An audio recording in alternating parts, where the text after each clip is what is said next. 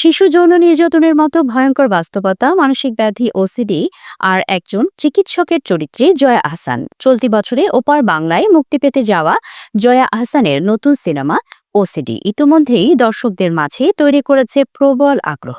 OCD সিনেমায় জয়া আহসান অভিনয় করেছেন একজন চিকিৎসকের ভূমিকায়।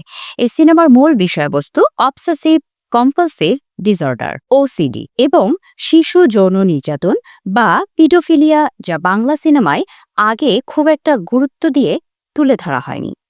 এই সিনেমাটি পরিচালনা করেছেন সৌকর্য ঘোষাল। তার সঙ্গে এটি জয়া আহসানের তৃতীয় কাজ। সম্প্রতি ভারতীয় সংবাদ মাধ্যমকে দেওয়া এক সাক্ষাৎকারে জয়া আহসান বলেন, বাংলা সিনেমায় এর আগে ওসিডি বা পিডোফিলিয়ার মতো বিষয় এত গুরুত্ব দিয়ে তুলে ধরা হয়নি। তার মতে শিশুদের ওপর যৌন নির্যাতনের মতো বিষয়গুলো নিয়ে সামাজিকভাবে আরো বেশি সোচ্চার হওয়া জরুরি। জয়া বলেন, শিশুদের মাধ্যমে যৌন আনন্দ খোঁজার চেষ্টা একটি ভয়াবহ মানসিক ব্যাধি। এই ধরনের অভিজ্ঞতা শিশুর শৈশব ও পরবর্তী জীবনে গভীর ও দীর্ঘস্থায়ী ট্রমা তৈরি করে। সাক্ষাৎকারে দুই বাংলার চরিত্র, শিল্প এবং কাজ নিয়ে কথা বলেন জয়া আহসান। সেখানে দুই দেশের সম্পর্ক নিয়েও প্রশ্ন রাখা হয়। তিনি বলেন, শিল্প কখনো বিভাজন ঘটায় না, বরং মানুষকে জোড়া লাগায়। একজন শিল্পী যখন তার শিল্প নিয়ে আত্মবিশ্বাসী থাকে, তাকে কোনো রাজনৈতিক দলে যুক্ত হতে হয় না, অন্য কোনো কিছু নিয়ে টেনশন করারও প্রয়োজন পড়ে না। জয়ের ভাষায় তিনি শুধুমাত্র বাংলাদেশের বাঙালিদের জন্য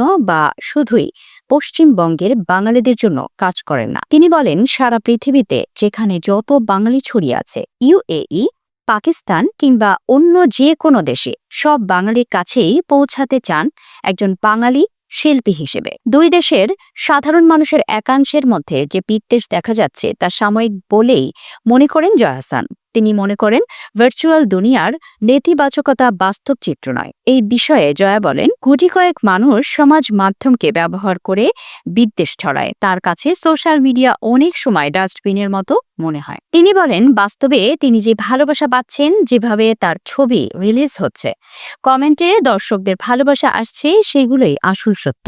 এই বিদ্বেষ বাস্তবে তিনি দেখেন না।